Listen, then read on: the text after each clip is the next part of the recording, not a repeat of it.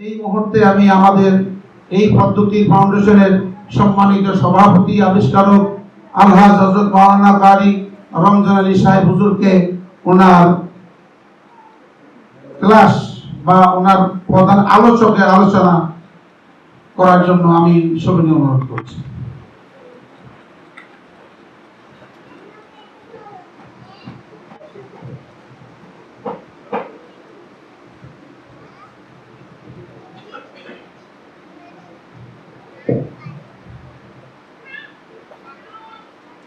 আসসালামু আলাইকুম ওয়া রাহমাতুল্লাহি ওয়া বারাকাতুহু। আমরা আল্লাহর শুকরিয়া আদায় করি।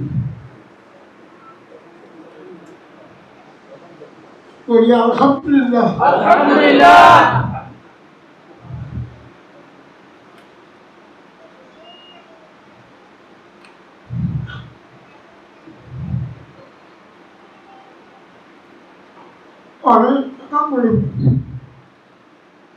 ছোট সময়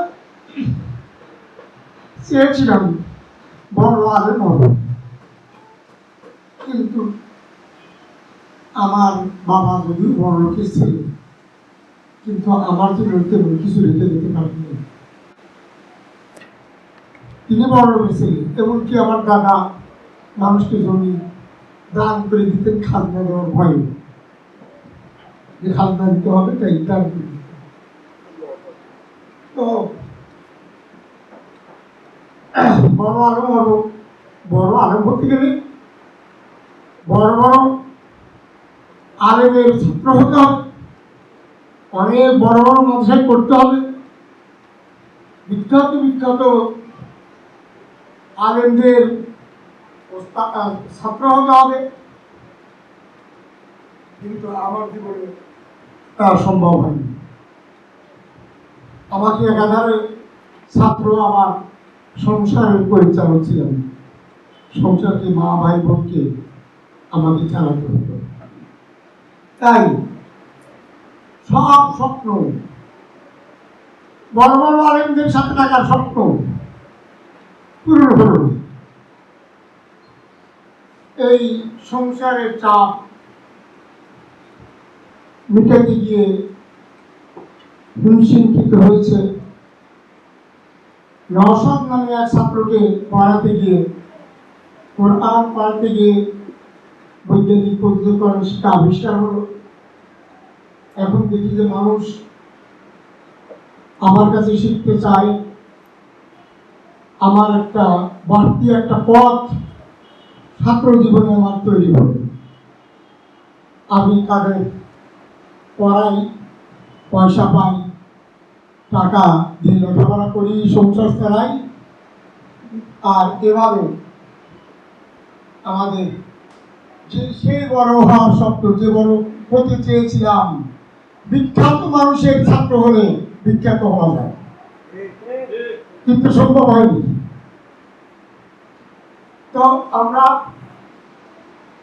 আগে করতে হবে পল্লীতে, তারপরে থানায়, তারপরে জেলায়, তারপরে মহকুমায়, এরপরে চাঁপাইনবাবগঞ্জ থেকে চিন্তা করলাম ঢাকায় যাব। সবাই বললেন আপনি এখানে থাকবেন কেন, আপনি ঢাকা যান। সৈয়দ মুফতি নজরুল ইসলাম সাহেব উনি আমাকে একটা জোর করেই ঢাকায় পাঠা দিলেন। ঢাকায় যান, ওখান থেকে শিক্ষক তৈরি করেন। আপনার কাজ পড়ানো না, আপনার কাজ শিক্ষক তৈরি করা। আমি ঢাকায় আসলাম, শিক্ষক তৈরি করতে শুরু করলাম, কিন্তু ভয়। আমি তো করিনা মাদ্রাসায় পড়িনি। আমার পরি হুজুর তিনি আসলে যোগ্য একজন ব্যক্তি, ফারগে কিরাতে সাবা সাবা মনবাড়ি থেকে মারা আব্বাস আলী সাহেব, তার কাছে শিক্ষা গ্রহণ করেছি, সুতরাং খুব একটা ভয়ও পাই না। তবু মনে মধ্যে হয় যে ঢাকায় বড় বড় আলেম থাকে, কখন কিনা আমার ঠেকা দিয়ে করবো, এই বৈজ্ঞানিক পদ্ধতি আর জাহিজ টাইজ না, এই কিচ্ছু জানি না। তো মনে মনে চিন্তা করলাম যে কারি উবাইদুল্লাহ হুজুর টেলিভিশনে পড়ায়, আমি ওনার ছাত্র হব। তো তার ঠিকানা জোগাড় করলাম, ঠিকানা জোগাড় করে কিছু হুজুরের জন্য হাজিয়ে নিয়ে ওনার বাড়িতে উপস্থিত। হুজুর আমার দিকে জ্ঞানী মানুষ, উনি আমাকে স্বাগতম জানালেন এবং আমাকে আপন করে নিলেন। পেলাম একজন অভিভাবক, কারণ আমরা জানি যদি প্রত্যেকটা জায়গার একটা চালক থাকে, যদি আমরা রিক্সায় যেতে চাই তাহলে রিক্সা চালকটা দিই।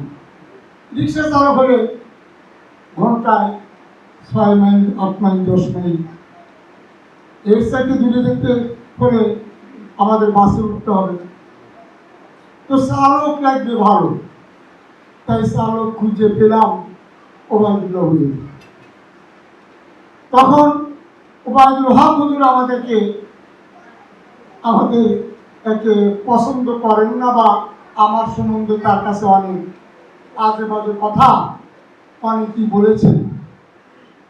তো আমি ওবায়দুল হুজুরের কাছে বললাম, হুজুর আমাদের আপনার বন্ধু ওবায়দুল হক সাহেব, উনি যদি আমাদের একটু কাছে থাকতেন, তো ওনাকে চান, উনি পাইলে দেবো না কেন? হ্যাঁ ঠিক আছে, চলেন, ঠিক আছে, হয়ে যাবে। উনি একটা চিঠি লিখে দিলেন উর্দুতে যে আমি এর সাথে জড়িত আছি, আপনিও আসেন।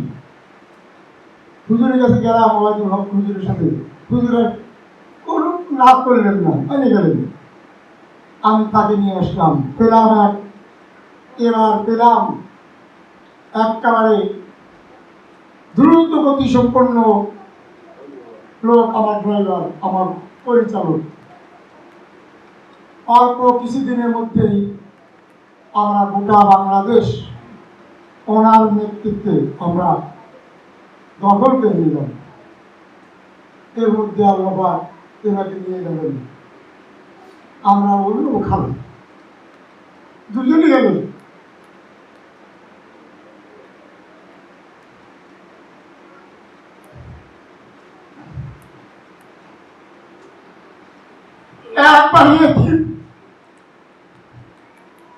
এবার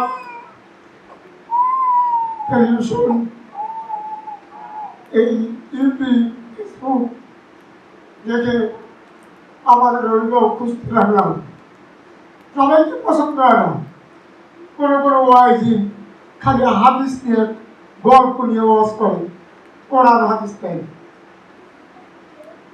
তাই আমি কয়েকজনকে বেছে নিলাম। একজন আমার এই ওস্তাদ, সে কামালউদ্দিন জাহাঙ্গীর, আব্দুল্লাহ জাহাঙ্গীর, জাকির নায়েক, যারা কোরআন ব্যতীত কাউকে দলিল হিসাবে ধরে না, এইগুলোকে বেছে নিয়ে আমি এই ভিতরে ছাত্র। যাই হোক, তারপর হুজুরের সামনে আমরা যার তৌফিক আল্লাহ দান করলেন, আমরা লোক পেয়েছি। আমরা এবার রকেটের পাইলট আমাদের অভিভাবক হিসেবে পেয়েছি। আমি মনে করি দুনিয়ার এমন কোন ইমানদার নাই যারা কোরআন শিখতে চায় না। তাদের মনে যারা কোরআন শিক্ষা হয় না, পারে না, কত মুখরোচক অ্যাডভাইস চলছে, সহজে কোরআন শিক্ষা, ইজি পদ্ধতিতে কোরআন শিক্ষা, একবারে 1 মাসে কোরআন শিক্ষা, 1 সবকে কোরআন পাঠ, 1 লাইনে কোরআন পাঠ, পরে গুলো দেখি, পরে খোঁজ দিয়ে দেখি তাদের ক্লাস উদ্বোধন হয়, কিন্তু সমাপনী অনুষ্ঠান হয় না। অর্থাৎ অধিকাংশ ক্লাসই ব্যর্থ হয়, অধিকাংশ মানুষই ব্যর্থ। কিন্তু আমাদের এই বৈজ্ঞানিক পদ্ধতি আমরা এমনভাবে সাজিয়েছি, এমন টেকনিক আমরা বৈজ্ঞানিক পদ্ধতিতে অ্যাপ্লাই করেছি যে কেউ যদি মনে করে আমি কোরআন পড়ব, আমি বলবো তোমার 2টা দায়িত্ব। কটা দায়িত্ব? শুরু থেকে শেষ পর্যন্ত ক্লাস কামাই না দেওয়া,